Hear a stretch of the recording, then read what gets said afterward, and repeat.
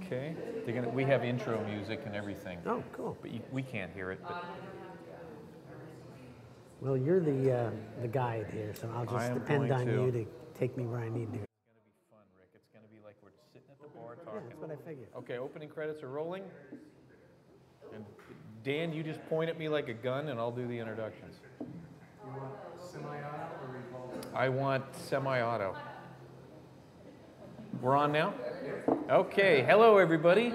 Welcome to the third Yuki D and Jinx show. Now, Jinx, as you noticed, is not here. She's not feeling good tonight, but I'm here with our great guest, Rick Hoberg. And I've known Rick for, God, it's got to be about 27 years. Since about 1992, something like that, 90 like maybe, that. yeah. Mm-hmm. And Rick is a fantastic artist. He's worked in Saturday morning cartoons. He's worked in comic books. He's done it all. And we're going to be talking to Rick, and Rick's going to be telling us all of his great stories. So Rick, why don't you introduce yourself and tell a little bit about how you got started in the art world. Okay. Name is Rick Hoberg, and I basically loved comics and cartoons from the time I was a kid, and it was always a dream to do this sort of stuff. And I got my opportunity in the mid-'70s when I met a great artist named Russ Manning. He was I idolized the guy's work. He worked on Tarzan and a strip called Magnus Robot Fighter, which was a huge influence on me.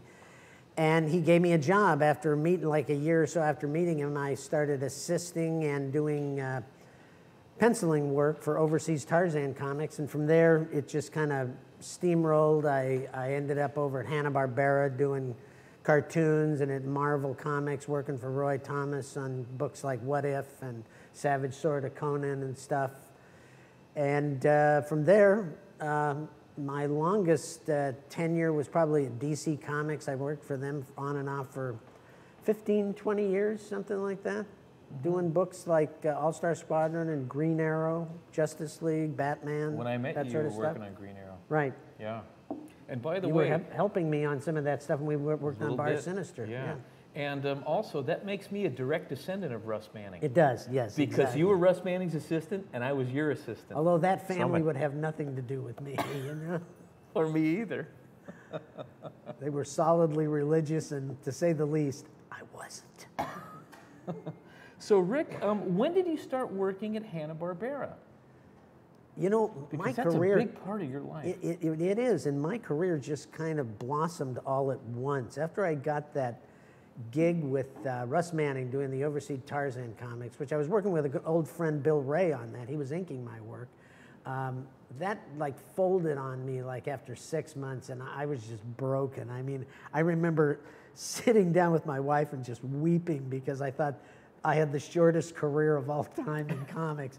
Well, shortly after that, I got calls from Roy Thomas to work on some Marvel Comics stuff, and I got a call from Doug Wildey over at Hanna Barbera, who was the creator of Johnny Quest. Yeah, he was the creator of Johnny Quest, and he ended up hiring me for their Godzilla show they were doing at Hanna Barbera. I remember that. And that was a blast. That was a great place to learn the business. And I made a lot of friends there, like Will Mineo and Dave Stevens and Larry Houston, Scott Shaw, all sorts of people over there. It was a lot of fun. I remember the first time I met Larry Houston, it was at San Diego Comic-Con. We were working on Exo Squad.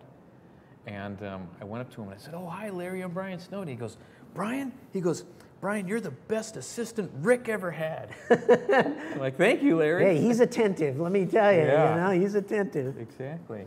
Yes. I think we were doing Fantastic Four for him, too. Fantastic Four. I didn't work on Fantastic Four. I might X-Men? have done X-Men. X-Men, yeah. I was assistant on X-Men. Yeah. Yes. And then what would we do for Will Mineo? Well, he would have been doing Exo Squad. Yeah, and okay. I worked on a Spider-Man show with him. It was a terrible show. It was the least of all of the Spider-Man shows that I worked on. It was less faithful than the others. Was that Spider-Man and His Amazing Friends? No, it was based on Spider-Man 2099, but it wasn't that. It was Spider-Man Unlimited, I think it was called. I don't remember that show. Yeah. Probably nobody does. Nobody does either. Sadly, nobody does. I made a lot of money on it, but nobody does, you know. Nonetheless, it was great being associated with all those characters, and to this day, I still get a lot of work and a lot of interest from that stuff. Now, what other show, did you just work on the one show for Hanna Barbera, or was it No, several that was actually just the start of my career in animation. That started with Godzilla, which was fun to do, and then they expanded that because it was a huge hit for NBC, and they added an additional half hour on the show and introduced a character called Janna of the Jungle, which was basically like Sheena, Queen of the Jungle, any of those things. It was real old school stuff. But I did have a great moment during all of that where I did my first storyboard for that show, and it was a storyboard that had a fight between two panthers in it, cougars, basically, since it's South America. They would have been, you know, not leopards, but jaguars, that sort of animal. And I was terrible at the time, especially animal drawing. I was just wretched at it. So I had done this. Doug loved it because it was all about the storytelling, not about the great drawing, which I wasn't doing at that point. But they handed it off for layout to this guy named Mo Golub. Now, Mo Golub was one of the great animal artists of animation. He worked on Bambi. He did. He was well known for. He did a lot of great covers for Dell's Tarzan comics during the 1950s. Yeah. Those are gorgeous pieces of work. So they handed this off to Mo to lay out, and I had introduced myself to Mo earlier, but I wanted to see what he was doing with my stuff.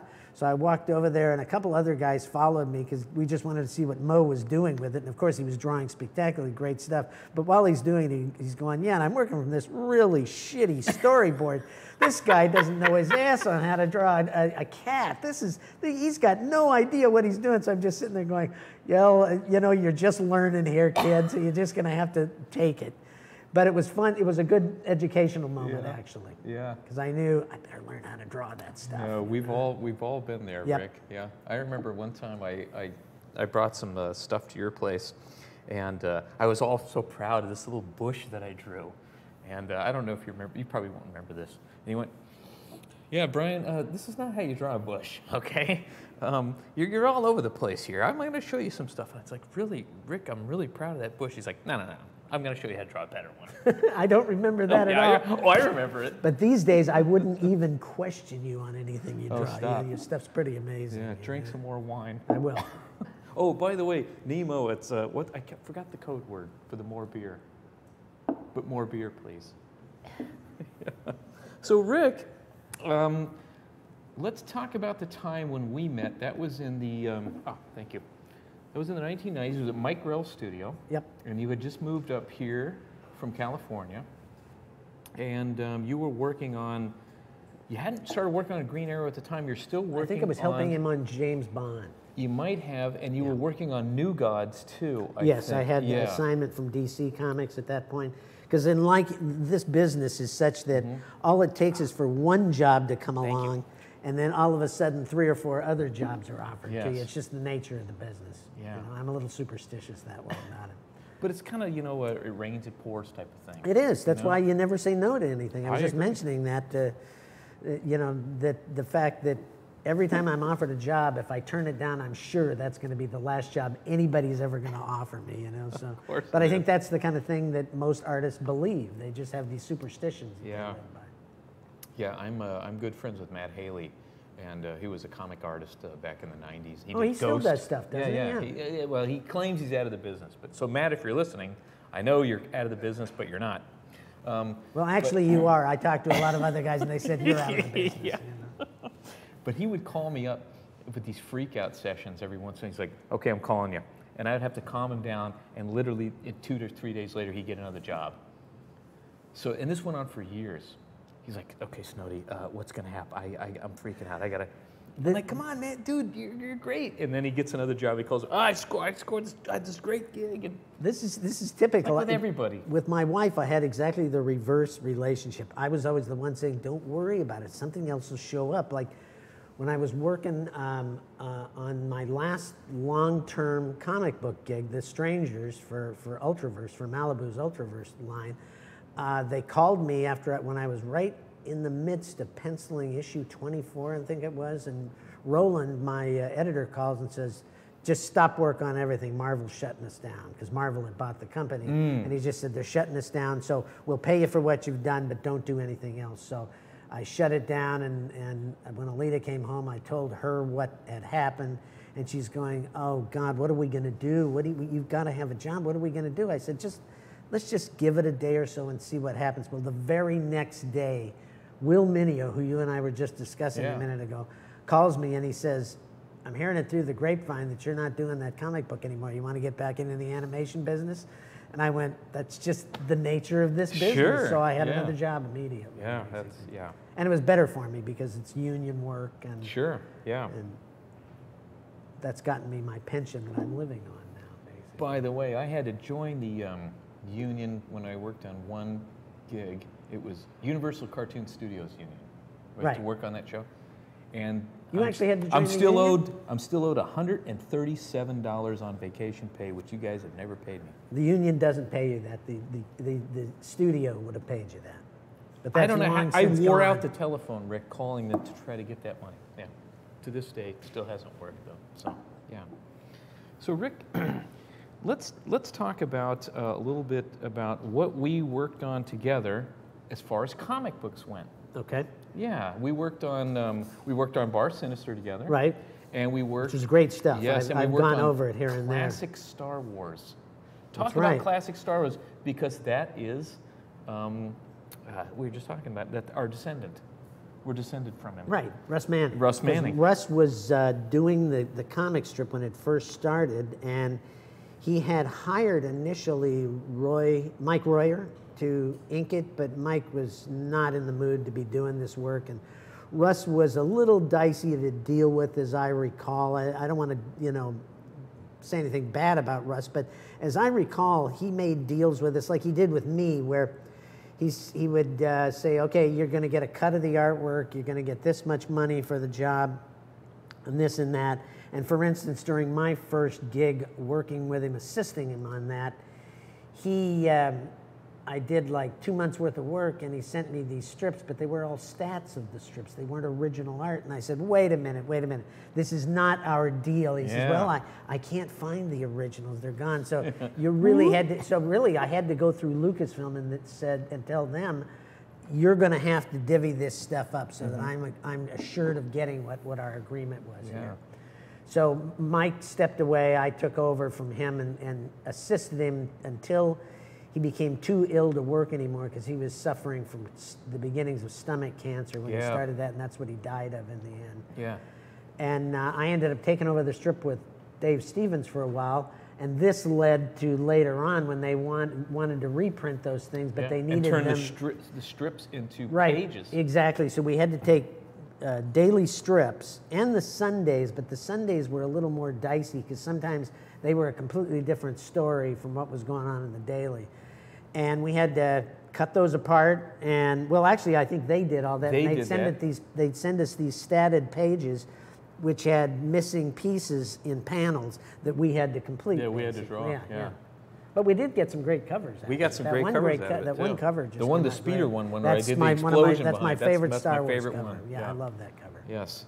So I inked the explosion and everything. Rick inked the characters. He's like, Brian, you do did everything everything except for the characters. Because as I recall, you weren't comfortable doing the character work. No, and you wanted to do the characters, and so you said, Brian, you can do the speeder and do that explosion. I love your explosions. And you did the building and everything else around it. Because there was a building. There was a huge complex that was exploding with the speeder in the foreground. Yeah. Okay. Yeah, I remember doing that. That was a long time ago. I'm getting old. Still got it. Yeah, you're telling me, pal. And luckily, my memory still works for this stuff. Exactly. So, and then we did Bar Sinister with Grell, which was a lot of fun because that was just all monsters. And it's too bad that comic didn't go anywhere because it was a lot of fun, and it was a fun comic. It was good. It was a blast, but they didn't have a right deal there. I mean, they walked away. Well, they were asked to walk away from the Image deal, and Image didn't want to do Bar Sinister, which in my opinion was a superior book. I thought it was a better Shaman book. Steers. I agree. I just think I thought Mike was crazy for not drawing that himself, so that's why I jumped in, because with you inking it, it was just a great book. Yeah, and we also inked it together with Oh, okay. Who do you do? Tim Berger. Tim Berger. That's right. Tim Tim Berger. did figure stuff, and you did a lot of the backgrounds. I did all the backgrounds. Oh, God, those cathedral things you did were just stunning. Yeah, it took forever to do, those though. were great. I know. Yeah. Yeah. That was my making my bones. That's in what the you got to do. business. Yeah, that's what I you got to agree. do. You know, Yeah. you got to So- take your time on the stuff you're going to learn from, and Yes. just eat the money that's involved there, basically. It's hard to eat money, Rick. Well, But what I've I done mean it is- multiple times. What I mean is, you just got to let somebody else keep the money, and you make less. There's what I meant to say. Yes, that's what I know you meant. I had to describe it for the audience, though. They don't know what we talk. This is like it's like a mafia slang. It is. You know? It is. So, and by the way, I first got started doing ghost inking for you years ago. Remember when I did the Atlantis falling into the ocean? And do you remember that? What book was that for? It was for that one that Damien was drawing. Oh God, And- yes, the warlord stuff. And that so we I did, was ghost yeah. inking. Can you tell the audience what ghost inking is? Well, that's when you don't get credit for stuff you're working on. You know, we've all been ghosts at times in this business if you've been in it very long.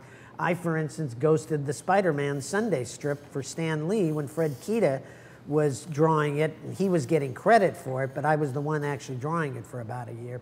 And that's what he was doing, is basically doing work that he was uncredited for, getting paid for, but uncredited for.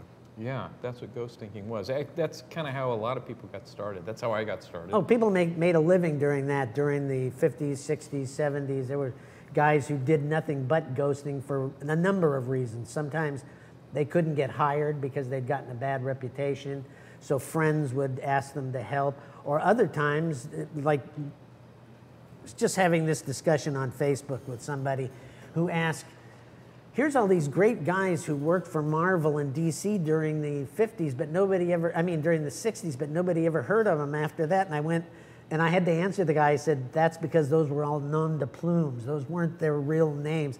Adam Austin was a guy who did Submariner and Iron Man, but it was actually Gene Colan who was that was his name he was using, so that DC didn't fire him on the romance books he was working on, because DC had this real thing in it about Marvel at that time. Like exclusivity? If you worked for Marvel, you were fired. They wouldn't have anything to do with it. Yeah. There was a guy named Scott Edwards who was doing stuff where he seemed to be finishing Kirby's pencils, and it wasn't only until recently that I found out that was Gil Kane doing that. So they were all using these fake names and stuff, you know? It's like back in the 60s, you know, they have these, they have the studio musicians, and then they have the real guys. Right. And you look in the album, and it's none of the real guys wrote or played any of this stuff. It's all studio musicians. Right. Yeah, it's the same thing. Interesting. It is, only they got credit, you know? Yeah, they didn't they have got to worry credit. about it, exactly. We didn't get credit. Well, I didn't get credit at the time. Well, I think everybody get has paid. done that along the way. It's a different business now because it's more of an art and entertainment business. Yes. Where before it was just staying alive drawing comics if you could get the work, basically. Yes, you are correct. Yep. Yes. So, moving on from that, what have you been doing in the last 10 years, Rick? You've been doing a lot of stuff, Well, I've been though. trying to retire since last July, but that's just not working out for me good because I keep getting work. And my wife keeps saying, you know, it's not going to hurt if you take that, you know? And I do enjoy it. It is fun to get up and have something to do like that. But other than that, I've worked on any number of shows, like worked on one of my favorite animated series I ever worked on in 2008, Avengers Earth's Mightiest Heroes, which was really the most faithful version of a Marvel Comics series. Oh, really? I'd ever have worked not on seen in it. animation. Yeah, it was real good. They did a great job with that. And I was on Halo for Oh, yeah, about yeah, I 4 know that. years doing storyboards for the cinematic department on Is it Halo 343? 4 and 5. Is that what it the was stu- 343, yeah, 343 exactly. is the studio? Yeah, yep. It's a Microsoft studio. Yes. Yeah. So all you Halo fans out there, Rick did all the It was a lot of fun to storyboards do. for it, You yeah. know, the cinematics were fun, and you know, it's lucky to be able to do that because most gaming doesn't deal with cinematics. They just keep the game moving along, and if they're doing that, they don't have much need for a cinematics artist. Basically. Yes, yes. But that's the one good thing about video games. It kind of crosses the movie Yeah, it does, animation yeah, genre. yeah. It really does, yeah. And you're perfect for it. Oh, I loved Yeah. doing it. It was a lot of fun. Yeah. Yeah, had a great time with the animators too. It's the first time I had worked with 3D animation, CGI stuff, and just fascinating to learn how it works, and also to actually get my hands in and learn Maya and Motion Builder and stuff like that, which was great for me because here I was dealing with all these very complicated robotic type characters, so when I couldn't get something right, I could literally get on Motion Builder and pose the figure of Master Chief and stuff, so I could see exactly what stuff looked like. Sure. I had to do the same thing. Swipe the hell out of it. Yeah, You know? that's right. By the way, the term swipe, here's something for you kids out there. Swipe means you swipe a pose. Right.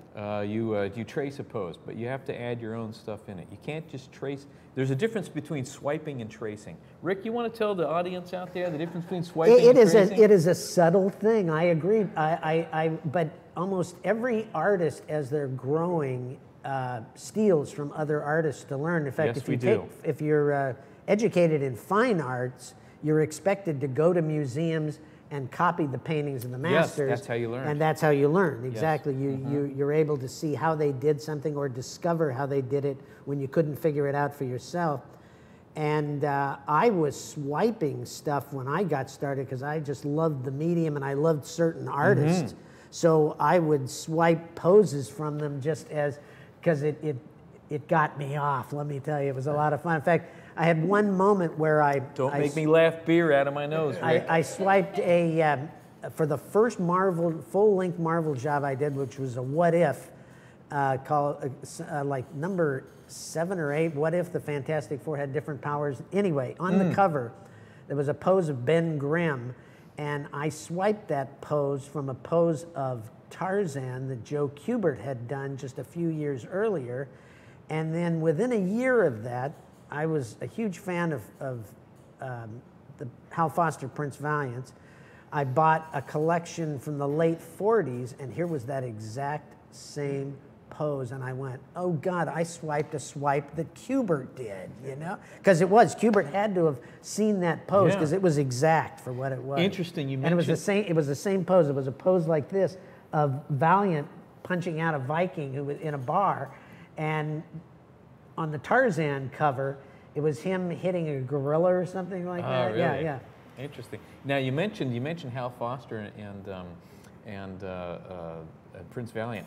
I teach an art class here Wednesday nights here in Georgetown, and I brought in Hal Foster's art book, and in it showed 2 swipes that Frank Frazetta did. Oh, Frazetta loved him. From Hal Foster. Yeah. Well, Foster and I was showed the that master, to my art students. you know? Tyler, you saw that, didn't you, when I brought that in? I think, was it the guys that looked like Frazetta? No. Well, Frazetta learned from Foster and, oh gosh, who's the German artist? You're going to remember it, Rick, not me. Oh, Klee. Klee. Heinrich Klee, I think his name is. He's the guy who did all the drawings in the early part of the last century of the hippos dancing with the crocodiles that was used for Fantasia. Oh, okay. That concept and stuff. And he was a guy who, my God, Jack Davis, all of the great artists of that period were in love with Klee, were in love with Foster and Raymond, but more Foster than Raymond, because Raymond was much more stylized than Foster was. And that would be... Right, Prince Valiant and stuff, Prince Valiant art all over Kubert's school when I went there. And also Tarzan stuff, because he did Tarzan before Bern Hogarth took it over. He was the first artist on Tarzan. Now, when you say Raymond, you mean Alex Raymond? Alex Raymond, who did Flash Gordon. And There we go. We Rip have Kirby. to tell. Yeah. Okay. Because Raymond and Foster, for many years, were the only 2 cartoonists that were included in the Museum of Modern Arts collection in New York. You told me that years ago. Yeah. I remember that. Yeah, I remember this conversation. In That's fact, how I validated what I did for a living, you know? That's right. Me too. I have to tell my parents, hey, I actually work for a living, Ma.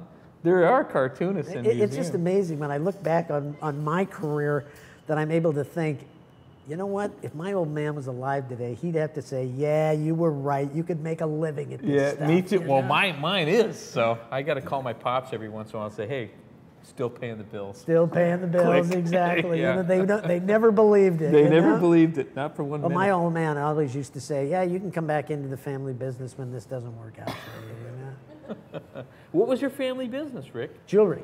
Oh, Yeah, my okay. dad opened a very successful jewelry store in Santa Ana, California, and then moved it to Fountain Valley in the 1966, something like that. And that's where I ended up going to high school, was at Fountain Valley High School. Yeah, because you're a SoCal boy. Yeah. I grew Yeah. up I was born in Belton, Texas, but I never lived there for any amount of time. I think I was out of there in 2 months from what I understand. Yeah, well, I was not born in America. I was born in New Jersey. So. That's outside of America, isn't it? That's right. It is, actually. So Rick, hey Dan, what are we doing for time over here? We are at 8:30, basically. Oh, so we got a good another 20 minutes. You're gonna do the same thing you just did over again. Exactly. So Rick, you got to tell us some fun stories. Now I know Augie is here, and Augie is dying to hear the story with you and Liberace. Okay, now I think you've misconstrued that a bit because you mentioned it to me, but I'll tell you about the story. My connection to Hollywood was early on in that my uncle was we used to kiddingly call, but I don't think it's insulting to say he was one of the stately gays of Hollywood in the late 50s, early 60s. And he started a toupee business, King Richard's Toupees, and he was highly successful.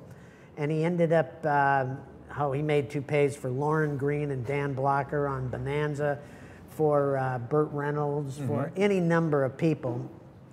And it was a joke around our house because my dad and I would find hair in our food because my mom used to sew toupees for my uncle, basically. So when we'd be eating, you'd suddenly go, and pull a hair, because they used real hair in these things.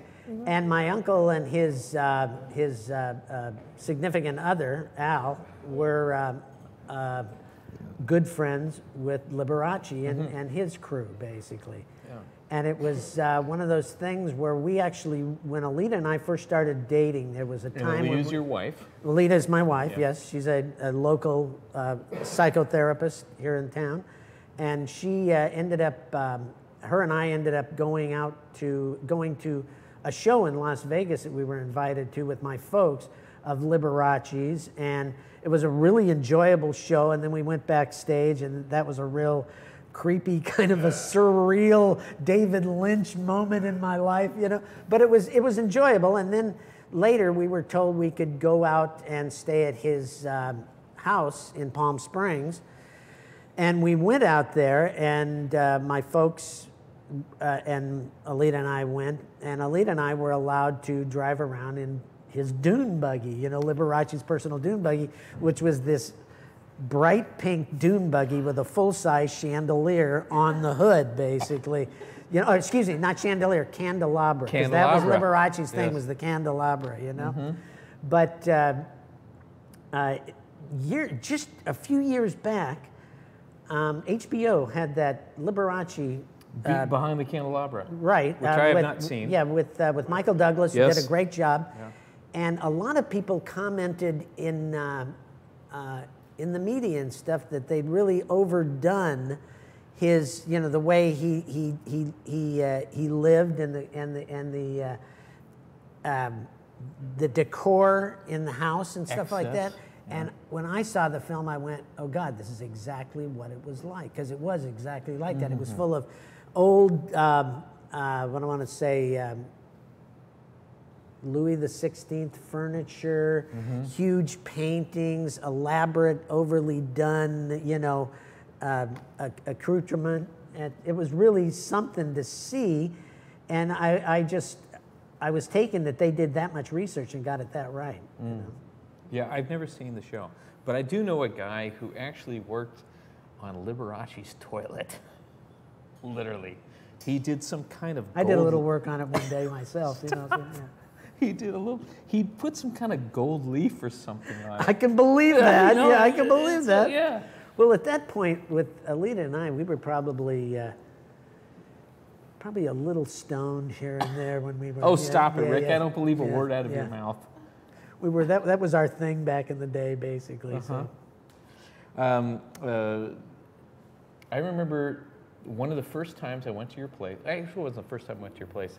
Remember that big, huge convention when Bernie Wrightson was a guest, and we had that big party at your house? Yeah, that stands out to me. So we had a big party at Rick's house at the time when he's living up north in Everett. Oh, thank you very much. Anna. I lived off the Mukilteo Boulevard there between Mukilteo and Everett, and I had a great view of the sound and stuff. Yes. It was a lovely home. It was like a sheer cliff. You could dump bodies off of You Rick's. could have, yeah. I buried a few down with there. your 7 or 8 cats. Good God. And that was just crazy Jazzy shit. used to walk on all of our storyboards when I turned it. And anyway, Bernie Wrightson was there was a big, huge convention. You had a big party at your house. Right. Bernie Wrightson was there. And it was you and I and Vinton and Tomas, and Bernie was there, and you handed us the little shot glasses. And you said, "This is my uncle's glasses from Liberace. Yeah, we still You have guys can those drink out of them, glasses, and if you guys break them, I'm going to throw you out of the house." Yeah, these are actually glasses that my Uncle Richard's boyfriend, Al, had taken, absconded with From Liberace. From Liberace's antique store that he ran. And they were literally hand blown, sand Nice pickup. engraved glass that said Liberace and had a piano drawn on it and a candelabra and stuff. And we've still got those cocktail glasses. Oh, yeah. So Rick handed them out to us. He's like, "You guys better not break these. You better not drop these glasses." Now, I thought you were going to have me tell the story about Bernie because he saw that I owned that picture that... Yeah, because yes. I had a Wrightson. I had Let's talk about John Carter of Mars piece Yes. that he had done for Warren, Right which when was you actually open up the door. rejected. I found it out. Yes, it was. It was actually only saw print after the turn In of this his book. century, right? Yes. And it was a pretty large piece, like this Yeah, it was tall, about and that tall. it's a picture of John Carter and Taj Tarkas together against a rock face, and it's done very chiaroscuro, but it's Yes. a painting. Even though it looks like a drawing, it's actually all painted. And when Bernie saw that I had it, because it was always up in my house, from the moment I bought it, we had it museum framed and stuff. Bernie saw it and he went, "Oh, that one was stolen from me. Somebody took that from me." And I looked at him, I said, "Bernie, don't pull that crap on me." I said, "I paid good money for that. If somebody stole it from you, don't blame me because I own it now." Because I knew what he was up to. He was going to try and see if he could push me into giving it back to him, which wasn't going to happen. And you also had, you had your in the living room, you had a television set in there with a big, huge couch around there, and then the kitchen table, and then with all the cats walking on it, and then you had the Bern Hogarth. What was that? That was one of his figure drawings. That was huge. Yeah, like you'd see was in his books, basically. What's that? His most famous book, Bern Hogarth's most famous book. Dynamic drawing? Yeah, exactly. And I have one of those Thanks, Dan. charcoal line drawing. I wouldn't call it a line drawing. It's a charcoal illustration, Or it was figure a Conte illustration. crayon or something. Yeah, exactly. Yeah. And we still own that. That's even though yeah. I've sold off a lot of my artwork because we were ready to retire and stuff. But that's a piece I've kept. Now, have you kept? I bought it from him for $100 back in like 1974 or something. So jealous. Now, I do have an original Bernie Wrightson. I have that werewolf one with the moon, and it's the orange background on his card set that he did. Oh, yeah. Yeah, I got that one. But Bet you paid more than $100 for that one. I paid a lot more than $100 for that one, Rick. I paid. Well, I'm not Bernie's gonna say, stuff always went for a good price. I paid quite a bit it for was that. good. It was great stuff. It was fantastic. I was happy to pay it. Yeah. Now I talked the guy down. He wanted a lot more money, and I got him to pay a lot less money.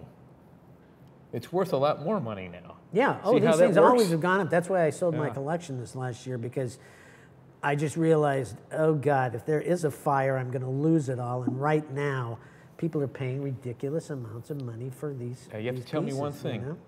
please tell me you did not sell that Hal Foster. No, Prince I still own the Prince Valiant. Okay, yeah. thank you. The Valiant is one I'm not going to sell. Because if you sold that, I'd have to kill you live on the To be stream. honest with you, it hasn't gone up in price either in like 20 years. That I'm surprised that I'm at. fine with. You know, that gives me an impetus to keep it because it's such a gorgeous piece. Oh, it's fantastic. It's a 2/3 Sunday from 1948, and it has close-ups of Alita and Valiant talking to Lancelot after he saved them from the New World adventure that they had, and then a close-up of Arn as a baby, and then these wonderful images of And they're on the ship, and eating on the that ship. feast yeah, on the that big feast long table. sequence is just so Yeah, gorgeous. it's fantastic. Yeah, it's just Now great tell stuff. the audience why that was cut from the original thing. Because originally they couldn't ship the Sundays, which were done with 3 tiers, but they were like this big. They were huge pieces of artwork for Sundays. Because an artist at that point would spend his whole week just working on this one page. And they would actually, to ship them to the printer, they would cut off the top half and just slide it behind the bottom half and send it like that. That's why for years collectors have looked to try to recover both And match ends. them. Yeah, and that there's a lot of people who did that. I never went looking for the top tier of the one that I owned, basically, Yeah. because it's expensive enough buying the bottom tier. You know? think? Yeah. Oh yeah, those were always very pricey. Yeah, I agree. So Rick, what are you doing nowadays? Since you're kind of or semi-retired? And Well, by I'm the way, actually back artists doing never storyboard work. retire. No, you know? no, they don't, We're like really. CIA guys or Exactly. mafia. You know, we never retire. Because I had a bunch of commission work I had to finish up when I Mm-hmm. first retired, which was just this last July. I haven't even got a goddamn year in yet doing this. And in November, I got 2 calls from 2 different studios, one of which was this, I can call it this samurai thing that see, it's you're been a killing lot of me fun with to that. work on.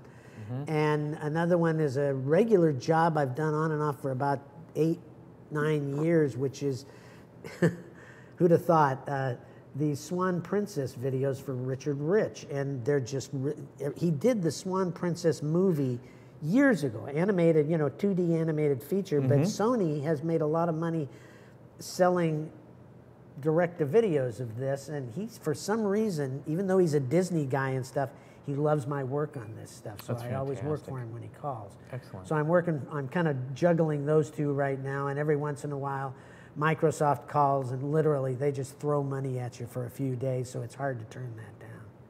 You think? Yeah, it's we just don't make a lot of money doing I what we know. do, unless you're of great note and you've done really well. Yeah, in the last time I business. checked, my last name is Snowdy, not Frazetta. Exactly. Exactly, Even so- Frazetta didn't make a lot of money. I know, in his own even when he time, was you know? when he You was know? younger. I agree. God, I wish I'd have bought a Frazetta. I had a chance to buy Thor Thongor and the City Thor's of Ride. Magician. Yeah, exactly. The one Yeah. where he's on the On back the of pterodactyl? the pterodactyl Yes. flying over the lava. I remember you told me that story. Roy Thomas was going to sell it to me for $20,000 in 1979, I think it was, and Alita and I just couldn't figure how we could work that out financially. Now we look back and are going, $2 million today. That's what we could have gotten for it. Yeah. $2 million. But you don't mean, think who in knew? those terms back in Yeah, those days. I hear you. I didn't even buy a lot of stuff I would have bought comic-wise, like In 1979, Kirby you stuff. could have bought a brand new I turned house down for that. so many pages of Kirby, and these days those things start at like $10,000 Yeah. a page. Yes, they do.